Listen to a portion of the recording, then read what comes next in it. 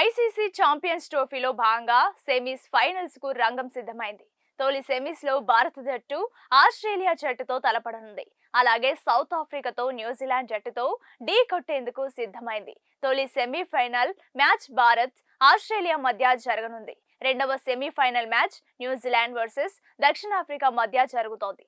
మొదటి సెమీఫైనల్ దుబాయ్లో, రెండవ సెమీఫైనల్ పాకిస్తాన్లో జరుగుతాయి. ఈసారి పాకిస్తాన్లో జరిగిన ఛాంపియన్స్ ట్రోఫీ సందర్భంగా వర్షం కారణంగా చాలా అంతరాయం ఏర్పడింది. వర్షం కారణంగా మ్యాచ్ను చాలా సార్లు రద్దు చేయాల్సి వచ్చింది.